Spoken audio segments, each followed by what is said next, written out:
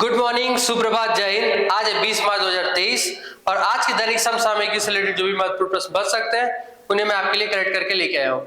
आप कोई भी अगर ऐसे एग्जाम की तैयारी कर रहे हैं जिसमें करंट अफेयर पूछा जाता है तो ये क्लास आपके लिए बहुत ज्यादा इंपॉर्टेंट होने वाली है। ये क्लास डेली होती है तो आप डेली देखा करिए, ठीक है। और पेन पेपर साथ में लिया करें, कुछ इंपॉर्टेंट लगे तो उसे नोट्स कर सकते हैं, ठीक है। हम कुछ क्वेश्चन उठाएंगे और उससे रिलेटेड जो भी पॉसिबल क्वेश्चन बन सकते हैं, जो भी इंपॉर्टेंट क्वेश्चन बन सकते हैं उन्हें हम देखेंगे, ठीक है।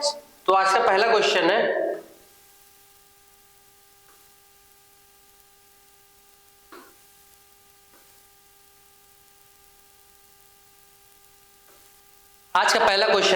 हाल ही में किस राज्य की विधानसभा भवन में फूलदेई उत्सव मनाया गया है? तो किस राज्य की विधानसभा में मनाया गया? तो ऑप्शन 1 है उत्तराखंड और यही ऑप्शन सही भी है। कहां मनाया गया? उत्तराखंड। ये कौन सा त्योहार है? ये हार्वेस्ट फेस्टिवल है। हार्वेस्ट फेस्टिवल ये कब मनाया जाता है? जब फसल की कटाई होती है। ये हर राज्य में अपने अपने हिसाब से मनाया जाता है, हर त्योहार का नाम अलग अलग होता है। ये चैत्र मास के प्रथम दिन मनाया जाता है। इसमें जो भी गांव की युवतियां होती हैं, लड़कियां होती हैं, कुछ बच्चे होते हैं, वो फूल चुन चुन के लाते हैं और अपने घर के गेट पे सजाते हैं कि धन की देवी या लक्ष्मी हमारे घर आएंगी, ठीक है। दूसरा क्वेश्चन से पहले ये देख लेते हैं, जैसे सोलंग, ये कहां मनाया जाता है? 100 लोग मिलके भी अरुण और आंचल को अलग नहीं कर पाए, तो ये कहां मनाया जाता है? अरुणाचल। कैपिटल क्या है? ईटानगर। अरुणाचल प्रदेश। अरुणाचल प्रदेश की सीमा को, अरुणाचल प्रदेश को इंडिया का मान लिया है अमेरिका ने भी। लोसर कहाँ का है? लद्दाख का है। लद्दाख का लोसर भी है और हिमिस भी है। यहाँ का दो बहुत प्रमुख फेस्टिवल है। लद्दाख। हरेली, हरेली कहाँ का है? छत्तीसगढ़। शॉर्टकट। अट्टुकल पोंगल कहाँ है? केरल का। अभी जल्दी बताया था, ये पूर्णतः महिलाओं को ही सर्विस है, पुरुषों को ही जरूरत ही नहीं है। कंबाला, ये भैंसा दौड़ होता है, कहाँ का है? कर्नाटक का है। बिहू, असम की बहू। 3-4 तरह की बिहू का परिवार पर्व होता है, परिवार नहीं, एक आप होता है असम में। भोगाली बिहू और सरहुल, सरहुल कहाँ है? झारखंड। राहुल कहाँ छुप जाता है? झाड़ियों में, तो सरहुल यानी झारखंड। चलिए आगे देखते हैं। हाल ही में किस देश के सीनेट ने मैक-मोहन रेखा को अंतरराष्ट्रीय सीमा के रूप में मान्यता दी है? ये मैक-मोहन रेखा क्या है? तो ये क्या हुआ कि 1914 में शिमला कन्वेंशन हुआ। शिमला कन्वेंशन के तहत देशों के बीच में रेखाएं खींची गई, सीमा रेखा खींची गई, क्योंकि चाइना, तिब्बत, पाकिस्तान, अफगानिस्तान, भारत, भूटान, बांग्लादेश, इनकी सीमा में बहुत अपवाद चलते रहते थे। तो कुछ कन्वेंशन बनाया गया, शिमला कन्वेंशन हुआ और 1914 में रेखा खींची गई। तो ये मैक-मोहन रेखा किससे किसी में खींची गई है? ये खींची गई है भारत और चाइना के बीच में। भारत और चाइना के बीच में खींची गई। कौन सी रेखा खींची गई है? मैक-मोहन रेखा खींची गई। किसकी सीनेट ने इसको मान लिया अंतरराष्ट्रीय सीमा? अमेरिका ने। और अमेरिका की सीनेट में जो भी वहां पे मतलब इनके इंडिया के खिलाफ थे उसको रद्द कर दिया गया है। साथ में जो चीन जो है इंडिया को उकसाने के लिए जो जो हरकत करता रहता है उसकी निंदा की गई है और कहा गया गलत है। अगर क्या अमेरिका, चाइना या दुनिया कोई भी देश कह दे कि वो इंडिया का हिस्सा नहीं है, अरुणाचल प्रदेश, हम मान जाएंगे? वो इंडिया का हिस्सा है और उस हमसे कोई नहीं सकता। चाइना कहता है कि पाम रूल होता है, पाम, कि तिब्बत जो है वो पाम है, बाकी फिंगर्स इंडिया में आता है, तो वो हाथ किसी दिन तोड़ दिया जाएगा। ठीक है, वो भी समय आएगा।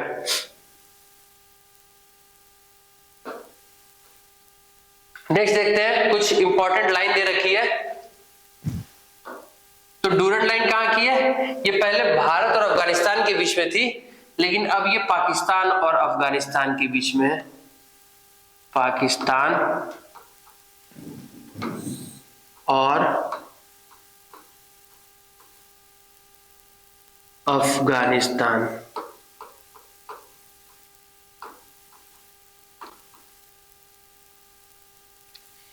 रेड क्लिफ किस किस देश के बीच में है?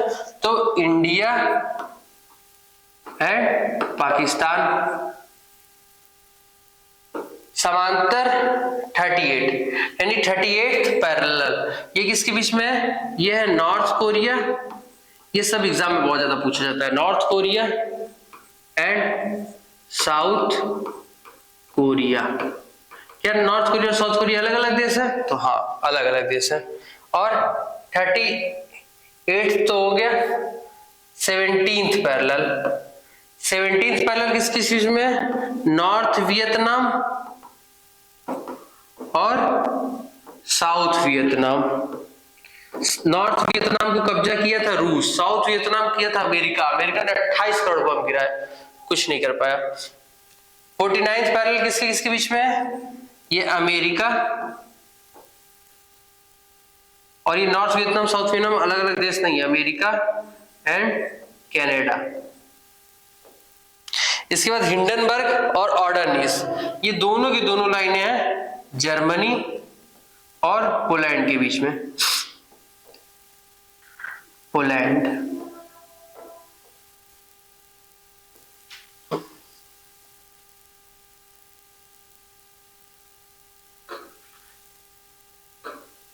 नेक्स्ट क्वेश्चन है, भारत की पहली व्यवहार प्रयोगशाला कहां स्थापित की जा रही है?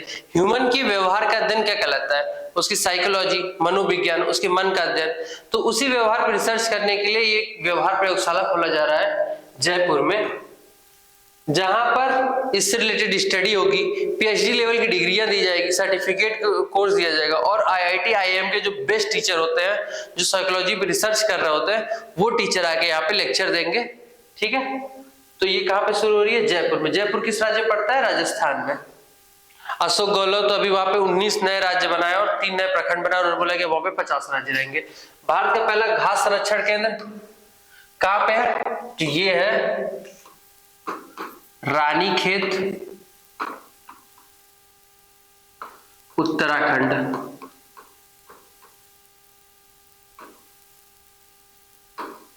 इसके बाद है भारत का पहला सौर ऊर्जा संचालित गांव, ये है मोढेरा।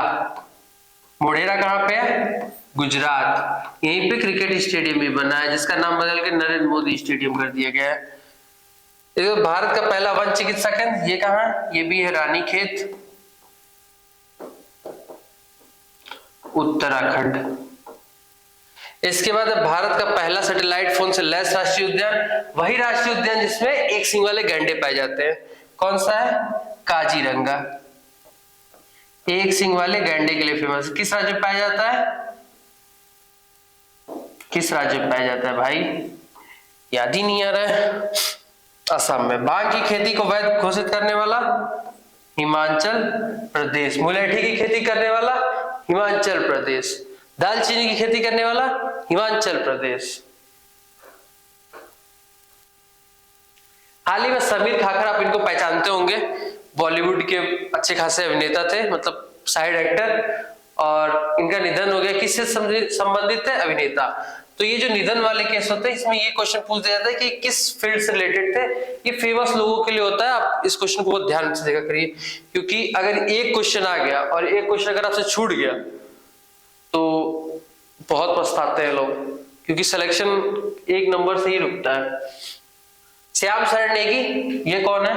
ये प्रमुख ऐसी वृत्ति हुई जिनको आपको याद करना जरूरी है। श्याम शरण नेगी प्रथम मतदाता, प्रथम मतदाता है श्याम शरण नेगी। इनका भी हाल ही में निधन हो गया।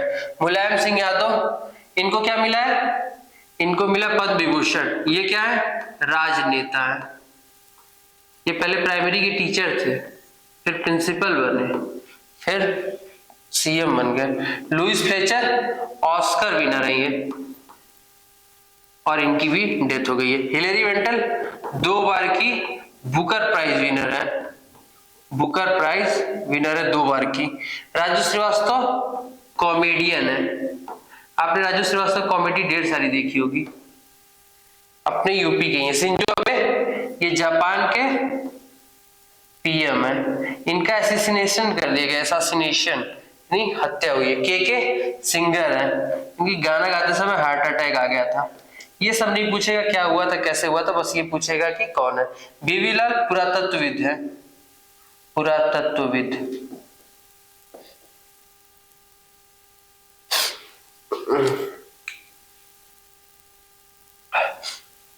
पुरातत्वविद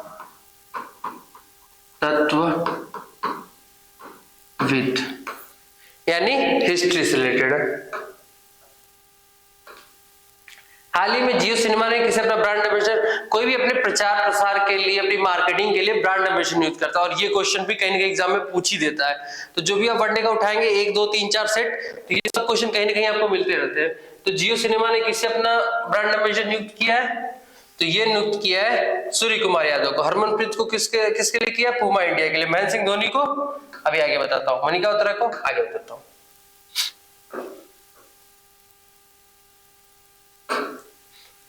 यूएन के बाल अधिकार के लिए किसको मिला है, ये मिला है आयुष्मान खुराना, आयुष्मान खुराना, आयुष्मान खुराना,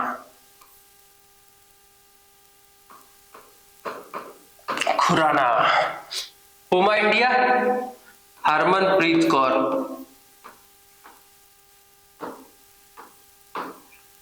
कौर। इसके बाद real 11 MS Dhoni, Mahi. Navi technology MS Dhoni, Mahendra Singh Dhoni. Viacom 18 MS Dhoni, सब धोनी नहीं है, ये वाला गड़बड़ हो गया थोड़ा, ये भी क्रिकेटर ही है, थोड़ा सा क्रिकेटर के नाम में कंफ्यूजन हो जाती है। ये है कुलदीप यादव।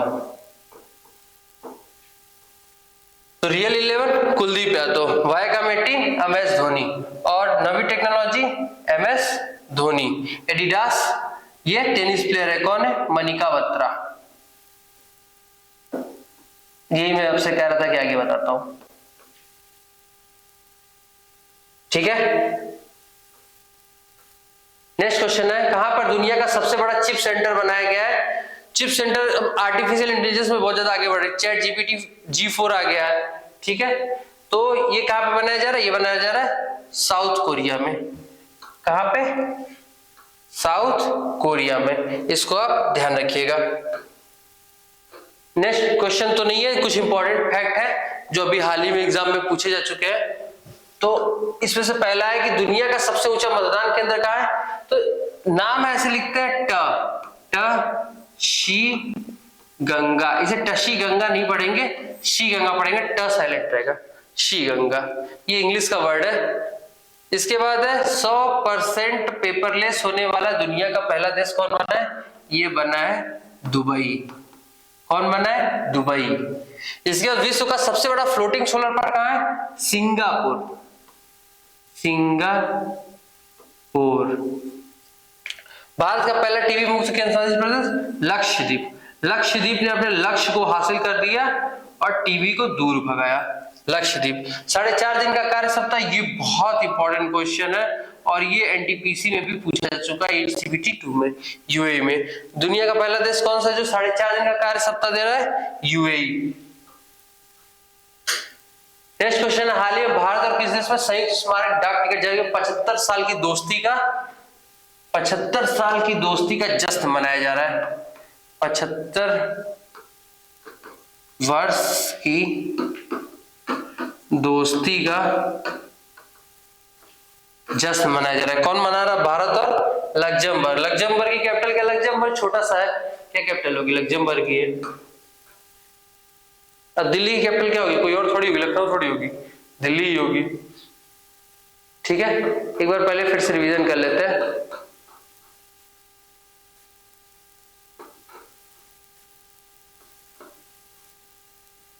हाल ही में किस राज्य की विधानसभा भवन में फूल देव उत्सव मनाया गया, तो उत्तराखंड में। किस चीज का त्योहार है, फसल कटने का, हार्वेस्टिंग का फेस्टिवल है। किस देश ने सीनेट ने, सीनेट कहां पे, अमेरिका में, मैकमोहन रेखा को अंतरराष्ट्रीय सीमा के रूप में मान्यता दी है, तो अमेरिका, ठीक है। इसके बाद नेक्स्ट क्वेश्चन है, भारत की पहली व्यवहार प्रयोगशाला कहाँ स्थापित की जा रही है? जयपुर में।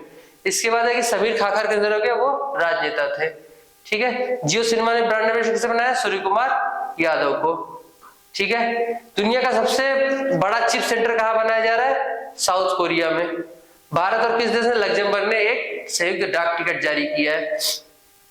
मौलिक अधिकार, मौलिक अधिकार हम सबसे पहले देखे थे कि 6 होते हैं। समता का, समानता का, स्वतंत्रता का अधिकार, शोषण के विरुद्ध अधिकार, धार्मिक स्वतंत्रता का अधिकार, शिक्षा संस्कृति का अधिकार और संवैधानिक उपचार का अधिकार। अगर कोई संविधान के नियम हम पे नहीं, मतलब नहीं हमको उसका अधिकार मिल रहा है, तो हम उसका उपचार किससे कराएंगे? डॉक्टर के पास जाएंगे। डॉक्टर कौन? Supreme court. आर्टिकल नंबर 32 से। हाई कोर्ट जाएंगे, आर्टिकल नंबर 226। इसको बताया था आर्टिकल 12 परिभाषा है, 13वां अल्पीकरण है कि कुछ कंडीशन में मिलती है, नहीं मिलती। 14 क्या? विधिक समानता। 15वां है किसी भी जन्म स्थान, धर्म, जाति, लिंग, आय, किसी भी पद वद से किसी भी तरह से भेदभाव नहीं होना चाहिए। 16वां लोक नियोजन में समानता। एक्सेप्शन, अपवाद है, क्या है? क्या अपवाद है? कि जो आरक्षण दे दिया जाता है, आरक्षण दे दिया जाता है, और आरक्षण जरूर भी है, जो पिछड़ा तबका उनको आरक्षण मिलना चाहिए। इसके बाद 17वां, अब तो सबको आरक्षण मिलता है, किसी को इकोनॉमिक वीकर क्लास, ईडब्ल्यूएस, सबको आरक्षण है, तो आरक्षण पे बहस नहीं है। 17वां क्या है? एक साथ, सब एक साथ रहेंगे। 17वां लिखते कैसे? एक साथ, एक साथ, सब एक साथ रहेंगे। नो अनटचेबिलिटी, नो अस्पृश्यता, सब एक साथ। इसके बाद 18वां क्या है? कोई ऐठेगा नहीं, मतलब 1-8, ऐठने की जरूरत नहीं है, मतलब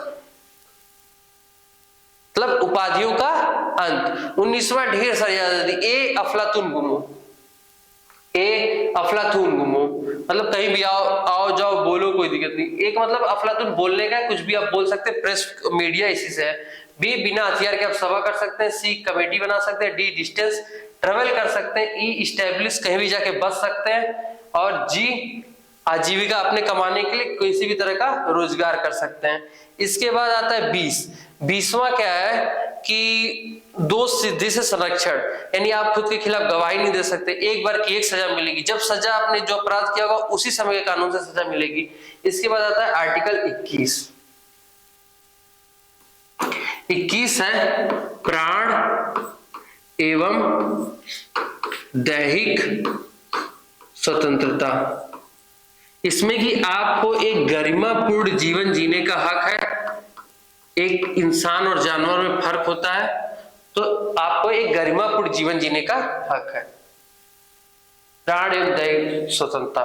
तो लोगों ने कहा कि जब हमें जीने का हक है तो मरने का भी हक हमारा ही है, हम जब चाहे मर सकते। सुप्रीम कोर्ट का नहीं, हम है बाबू, जब तक हम नहीं कहेंगे तब तक नहीं। ठीक है। तो प्राण एवं दैहिक स्वतंत्रता सिर्फ जीने का हक है, मरने का नहीं। अगर आपको कोई हथकड़ी लगाए तो आप उससे विरुद्ध जा सकते हैं। आपको कोई अगर जेल में खराब व्यवहार करे, आप वहां पे जा सकते हैं। आप अपने मन पसंद, मन मर्जी का पार्टनर चुन सकते हैं। कब? 18 साल अपनी उम्र हो जाने के बाद।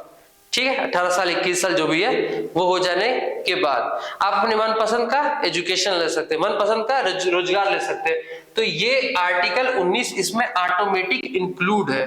21 का ये शिक्षा का अधिकार ऑटोमेटिक इंक्लूड है। ठीक है। आपको फांसी में अगर देरी की जा रही है, अगर फांसी सुबह 5 बजे 5:30 बजे तो आप केस कर सकते हैं कि नहीं, ऐसा नहीं होना चाहिए। ठीक है। अगर कोई आसपास प्रदूषण करता है, रात में डीजे बजाता है, आपको शोर से दिक्कत हो रही है, वायु प्रदूषण हो रहा है, मान लीजिए कि बिना, तो उसके खिलाफ आप जा सकते हैं। आप बिना फिल्टर के अगर अपनी गाड़ी चला रहे हैं, कार्बन ज्यादा इमिशन दे रहा है, तो उससे लोगों की हेल्थ खराब हो रही है।